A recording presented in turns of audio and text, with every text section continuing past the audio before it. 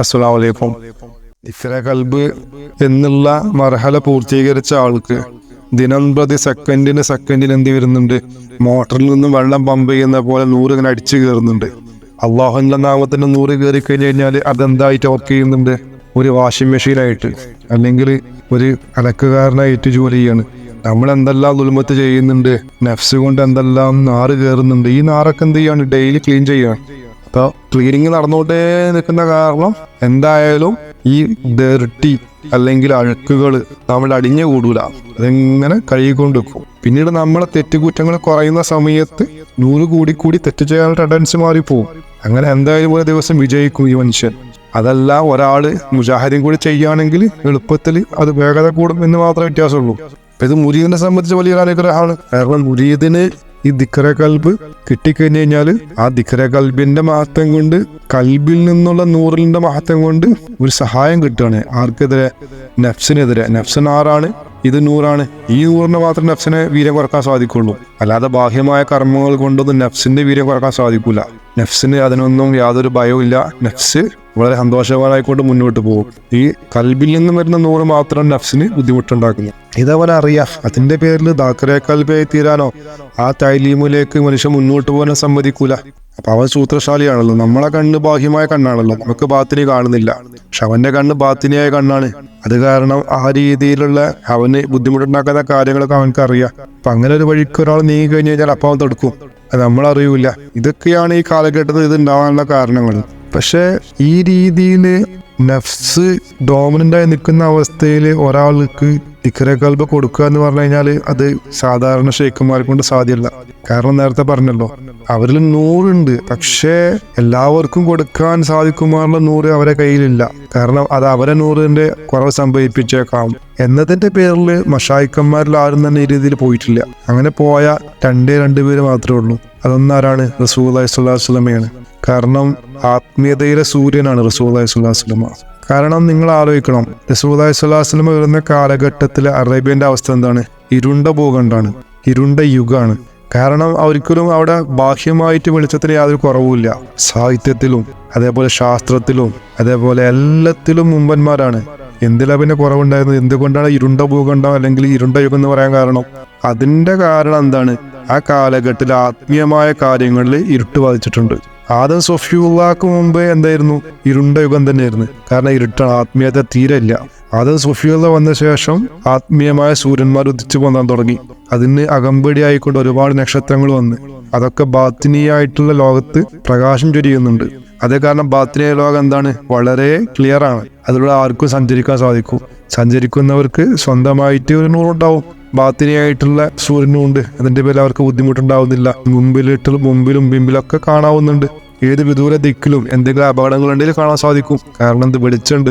എന്നാൽ ഇത് അവസാനിച്ച് പോയി കഴിഞ്ഞു കഴിഞ്ഞാലോ, ഈ സൂര്യൻ അസ്തമിച്ച് നക്ഷത്രങ്ങൾ അസ്തമിച്ച് കൂരിട്ടായി കഴിഞ്ഞാൽ എന്ത് ചെയ്യാൻ പറ്റും? അവന് യാത്ര ചെയ്യാൻ പറ്റും, മുന്നോട്ട് നീങ്ങാൻ പറ്റും. പക്ഷെ വെളിച്ചമില്ല. മുമ്പിൽ എന്തെങ്കിലും അപകടം ഉണ്ടെങ്കിൽ അവൻ അറിയുന്നില്ല. കാരണം അവന്റെ കയ്യിലൊരു വെളിച്ചമുണ്ട്.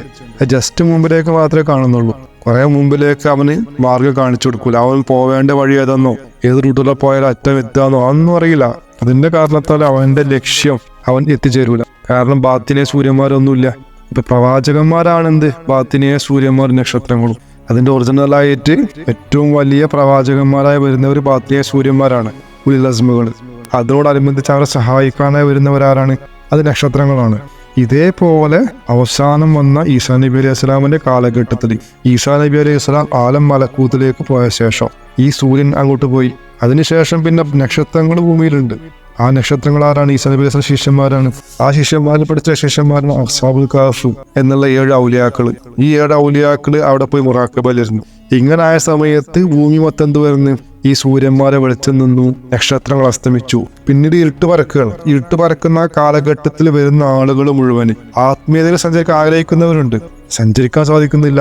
അവർ സഞ്ചരിക്കുന്ന കാര്യം ആത്മീയത എന്ന് ധരിച്ചുകൊണ്ട് തെറ്റിദ്ധരിച്ചുകൊണ്ട് മുന്നോട്ട് പോയിക്കൊണ്ടിരിക്കുകയാണ്. അങ്ങനെ മൊത്തം ജഹാലത്ത് പിടികൂടിയ കാലമാണ് റസൂലുള്ളാഹി സ്വല്ലല്ലാഹു അലൈഹി വസല്ലം വരുന്ന തൊട്ട് മുമ്പുള്ള കാലം. മൊത്തം ജഹാലത്ത്, ജാഹിലിയ കാലഘട്ടമാണ്. എന്തിനാണ് ജാഹിലിയത്ത്? ആത്മീയതയിലാണ്, അല്ലാതെ മറ്റൊന്നിലും അല്ല. പക്ഷെ അത് അവർ തിരിച്ചറിയുന്നില്ല. അവർക്ക് അതിനുള്ള ഷുഹൂറില്ല. ഇരിക്കുന്ന സമയത്ത് അള്ളാഹുവിന്റെ അനുഗ്രഹം കൊണ്ട് ആത്മീയത വീണ്ടും പ്രകാശമാക്കാൻ ഒരു സൂര്യൻ ഉദിപ്പിക്കുകയാണ്. ആ സൂര്യനാണ് റസൂലുള്ളാഹി സ്വല്ലല്ലാഹു അലൈഹി വസല്ലം. അത് മുമ്പുള്ള സൂര്യന്മാരെക്കാളും ഏറ്റവും വലിയ സൂര്യനാണ്. അത്തരത്തിലുള്ള സൂര്യൻ മുമ്പും ഉദിച്ചിട്ടില്ല. ആ സൂര്യൻ വന്നതോടുകൂടി നക്ഷത്രങ്ങളെ പോലെ ആവശ്യമില്ലാതായി മാറി, പട്ടാപ്പകലായി മാറി. ആർക്കും ധൈര്യമായി സഞ്ചരിക്കാം. മുമ്പിൽ പാമ്പുണ്ടോ തേളുണ്ടോ എന്നുള്ള വിഷയങ്ങളൊന്നും വരുന്നില്ല. ദൂരെ നിന്ന് തന്നെ അത് ഡിറ്റക്ട് ചെയ്യാൻ പറ്റും. അതുകൊണ്ട് അപകടങ്ങൾ ഒഴിവാക്കി യാത്ര ചെയ്യാൻ പറ്റും. ആർക്കും സുഖമായിട്ട് യാത്ര ചെയ്യാൻ പറ്റും. ജസ്റ്റ് ഒരു ഷെയ്ക്ക് ഉണ്ടായാൽ മതി. പക്ഷെ ആ കാലഘട്ടത്തിലെ ഷെയ്ക്ക് റസൂലുള്ളാഹി സ്വല്ലല്ലാഹു അലൈഹി വസല്ലം തന്നെയായിരുന്നു. റസൂലുള്ളാഹി സ്വല്ലല്ലാഹു അലൈഹി വസല്ലമിൽ നിന്നും ഈ ഇജാസിയത്ത് കിട്ടി, സുമദാത്ത് കിട്ടിക്കൊണ്ട് അവർ മുന്നോട്ട് പോയി സുഖമായിട്ട്. ഏറ്റവും വലിയ മക്കാമിൽ എത്തിച്ചേർന്ന് സഹാബത്തിൽ പലരും. പിന്നീട് റസൂലുള്ളാഹി സ്വല്ലല്ലാഹു അലൈഹി വസല്ലം വെളിച്ചം സ്വീകരിച്ച ഒരുപാട് സഹാബിമാരെന്തായി തീർന്ന്?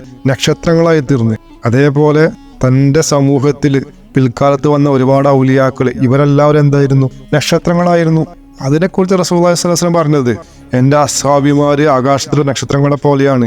അവർ ജനങ്ങൾക്ക് വെളിച്ചം കൊടുക്കും. അവരിൽ ആരെ പിടിച്ചാലും നിങ്ങൾ ഹിദായത്തിലാവെന്ന് പറയാൻ കാരണം അതാണ്. ബനു ഇസ്രായേലിലെ പ്രവാചകന്മാരെ പോലെ തന്നെ ഈ ഉമ്മത്തിലും ഒരുപാട് നക്ഷത്രങ്ങൾ വന്ന് വെളിച്ചം കൊടുത്ത് ബാത്തിരിയായിട്ടുള്ള ആ ഒരു ലോകം പ്രകാശമാനമായി തീർന്ന് ആർക്കും സഞ്ചരിക്കാം. അങ്ങനെ തസൂഫിന്റെ ഒരു സുവർണ്ണ കാലഘട്ടം ഉണ്ടായിരുന്നു ഇസ്ലാമില്. പക്ഷെ അത് വീണ്ടും അസ്തമിക്കാൻ പോകുന്ന ഒരു കാലഘട്ടമുണ്ട്, സമ്പൂർണ്ണമായി അസ്തമിക്കുന്ന കാലഘട്ടം. അതായതായിരിക്കും അത് ഖിയാമത്തിന്റെ തൊട്ട് മുമ്പായിരിക്കും. ഖിയാമത്തിന്റെ തൊട്ട് മുമ്പ് എന്തായാലും ലോകത്ത് ഇന്ന് വരെ വന്ന ഏറ്റവും വലിയ ഇരുണ്ട കാലഘട്ടമായിരിക്കും. നമ്മൾ അംഗീകരിച്ചേ പറ്റുള്ളൂ. ഹദീസും എല്ലാവരും തെളിവാണ്. റസൂലുള്ളാഹി സ്വല്ലല്ലാഹു അലൈഹി വസല്ലം വരുന്നതിന് മുമ്പ് എങ്ങനെയായിരുന്നോ 600 കൊല്ലക്കാലം ഈ ഭൂമി ഉണ്ടായിരുന്നത്, അതേപോലെ ആയിത്തീരും ഖിയാമത്തിന് മുമ്പുള്ള ഏകദേശം 400 കൊല്ലങ്ങൾ. ആ കൊല്ലങ്ങൾ അതായിത്തീർന്ന സമയം അന്ന് കാലത്തെ ജനങ്ങൾക്ക് ഇത് അറിയാൻ സാധിക്കില്ല. ഒരു കാലഘട്ടം വരുന്ന സമയത്ത് ആ കാലഘട്ടത്തിലേക്ക് നിയോഗിതനാകുന്ന മഹാത്മാവാണ് ഇമാം മഹ്ദി അലൈഹിസ്സലാം. കാരണം ആ കാലഘട്ടമാവുമ്പോഴേക്കും ആത്മീയതയുടെ സൂര്യൻ അസ്തമിച്ചു കഴിഞ്ഞിട്ടുണ്ടാവും. ആത്മീയത പൂർണ്ണമായി ഇരുട്ടായിട്ടുണ്ടാവും. ആത്മീയത എന്ന ലാബിൽ ഒരുപാട് കാര്യങ്ങളുണ്ടാവും. പക്ഷെ എന്തല്ല, അത് ഹക്കല്ല. അതൊക്കെ ഇരുണ്ട യുഗമാണ്. ചെറിയ ചെറിയ വെളിച്ചങ്ങൾ സ്വന്തത്തിലുണ്ടെങ്കിലും മറ്റുള്ളവർ കാണിച്ചു കൊടുക്കാൻ മാത്രമുള്ള വെളിച്ചമില്ല. സമയത്തേക്ക് അള്ളാഹു തആലയിൽ നിന്ന് നിയോഗിതനാവുന്ന മഹാത്മാവാണ് ഇമാം മഹ്ദി അലൈഹിസ്സലാം. ശരിക്കും റസൂലുള്ളാഹിയുടെ രണ്ടാം വരവാണ്. റസൂലുള്ളാഹി സ്വല്ലല്ലാഹു അലൈഹി വസല്ലം രണ്ടാമത്തെ വരവാണ് ഇമാം മഹ്ദി അലൈഹിസ്സലാമിയുടെ ആഗമനം. വലൽ ആഖിറത്തു ഖൈറുൻ ലക്കും മിനൽ ഊല എന്ന് പറയുന്ന ആയത്ത് ഈ വിഷയത്തിൽ അവതരിച്ചതാണ്. ആ സൂര്യൻ 2 വട്ടം ഉദിക്കും. അതൊന്നേ എവിടെ ഉദിക്കും? മശ്രിഖിൽ നിന്ന് ഉദിക്കും, 2 മഗ്രിബിൽ നിന്ന് ഉദിക്കും. മഗ്രിബിൽ നിന്ന് ഉദിച്ചു കഴിഞ്ഞാൽ ഖിയാമത്തെടുത്ത് ആ ഉദിപ്പാണ് ഇമാം മഹ്ദി അലൈഹിസ്സലാമിന്റെ വരവ്. ആ കാലഘട്ടം ആദ്യം വന്ന കാലഘട്ടത്തെക്കാൾ റസൂലുള്ളാഹിക്ക് ഉത്തമമായിരിക്കും എന്നും കൂടി പറയുന്നുണ്ട് ഈ ആയത്തിൽ സല്ലല്ലാഹു അലൈഹി വസല്ലം. ഈ 2 കാലഘട്ടത്തിലും ഉള്ള പ്രത്യേകത എന്താണ്? മനുഷ്യന്റെ നെഫ്സ് വളരെ സ്ട്രോങ് ആയിരിക്കും. കാരണം എന്താണ്? അതിനു മുമ്പുള്ള കാലഘട്ടം മൊത്തം ശൈത്താനിയത്താണ്. ഈ ശൈത്താനിയത്തിൽ നിന്നും മനുഷ്യന്റെ നെഫ്സിനെ ശുദ്ധിയാക്കി കൊണ്ടുവന്ന് അതിനെ ദിക്റ കൽബിയാക്കി ഒരുപാട് ബുദ്ധിമുട്ടുണ്ടാവും.